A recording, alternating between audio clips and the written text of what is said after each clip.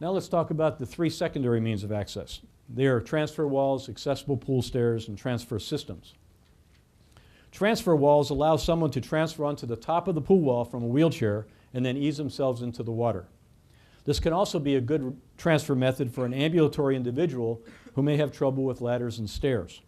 Transfer walls should be between 16 and 19 inches above the ground and between 12 and 16 inches wide. There should be at least one grab bar that extends the entire width of the top of the pool wall. The surface of the top of the pool wall should be smooth and have rounded edges. And you see transfer walls commonly used on spas. Accessible pool stairs provide balance and support for someone who is entering the pool from a standing position. Stairs are required to have railings on both sides that are between 20 and 24 inches wide. Accessible stairs are obviously suited for ambulatory individuals. The transfer system, also called a transfer tier, consists of a transfer platform and a series of transfer steps that descend into the water.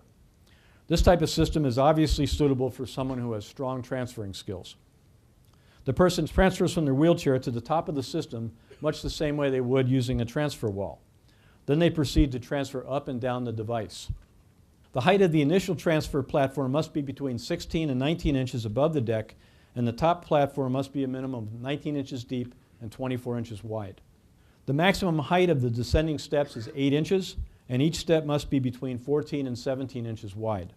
The steps should extend into the water at least 18 inches below the water surface, and the surface of the steps should be smooth with rounded edges. And a grab bar must be provided on at least one side of the transfer system. Here's another example of a transfer system that's used with a slide, and this is a good example of providing access to a play feature in a pool.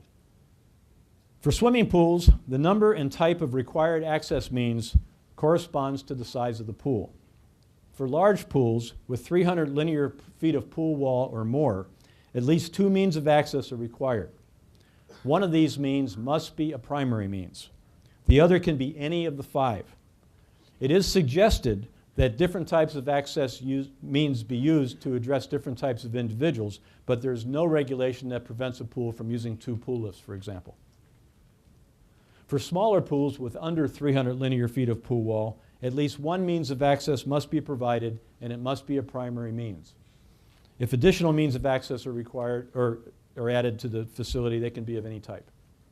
Access requirements for other types of water features are illustrated in this chart. Spas are required to have at least one means of access, and that can either be a lift, a transfer wall, or a transfer system. And one point about if a pool lift is used on a spa, it's not required to have a footrest. Wading pools are required to have a sloped entry that extends into the deepest part of the pool, but handrails are not required on wading pools. Wave action pools, lazy rivers, and other pools where access is limited to one area and where everyone gets in and out of the pool at the same place must provide one means of access regardless of the size of the pool. So if this is over 300 linear feet, they still only have to have one means of access. A pool lift, sloped entry, or a transfer system are accessible means of entry for these types of pools. This chart is a summary of the different types of pools and their respective accessibility requirements. Now, a word about maintenance. There are many urban legends out there about pool lifts that sit in closets or pump rooms and are never used. And then that one time someone shows up to use the lift, it doesn't work. To prevent this scenario from happening, an important component of the regulations is that any equipment used to provide accessibility must be maintained in proper working condition. This regulation ensures that the pool will be accessible at all times. It also creates an opportunity for dealers with service departments to help their customers to keep pool lifts in proper working condition through programs such as an annual maintenance contract. One frequent complaint about the barrier removal provisions of the ADA is the associated cost.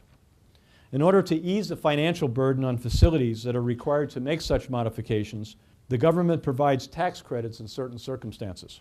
If a facility has annual revenues of under $1 million or has fewer than 30 or fewer full-time employees, it can receive a tax credit of up to $5,000 to help offset the cost of accessibility modifications. The credit amount is roughly 1/2 of the actual cost, up to a limit of $5,000. Now, although many smaller hotels will exceed the revenue limit, they may have fewer than 30 or fewer full-time employees and may be eligible for such a credit. So if anybody's interested, they should check with their tax advisor to see if they qualify. Enforcing the ADA is the responsibility of the Disability Rights Section of the Department of Justice. And enforcement can either be direct or indirect. Now, direct enforcement occurs in a number of ways. Consumer complaints can be filed directly with the Department of Justice. Private lawsuits can also be filed against offending bodies.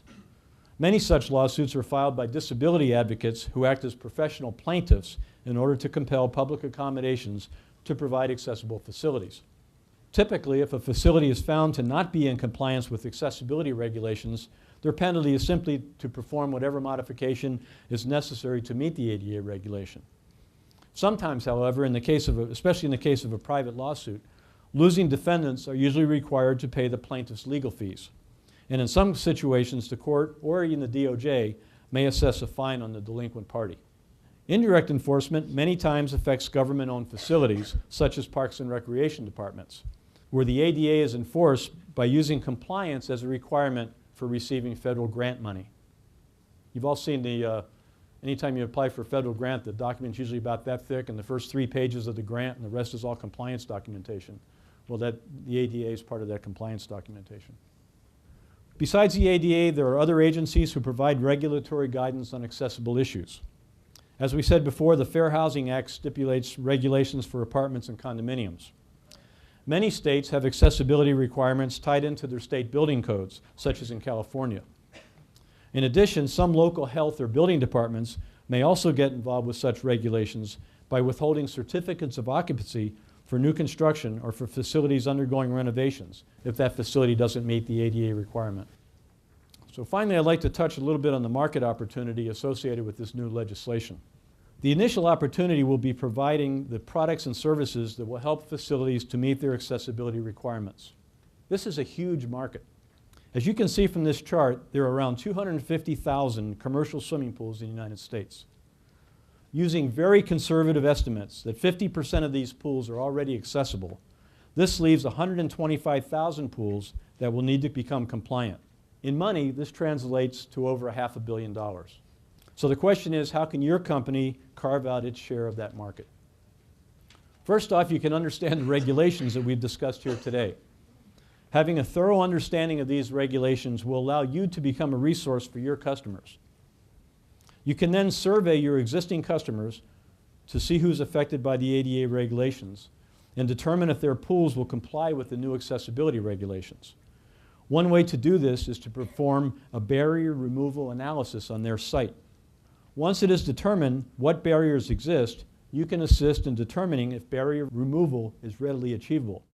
At that point, you can help your customers to develop an implementation program to remove these barriers. You can assist with product selection and acquisition. This can involve selling a pool lift or a set of accessible pool stairs. You can install a sloped entry and provide the rails and aquatic wheelchair to complement the installation.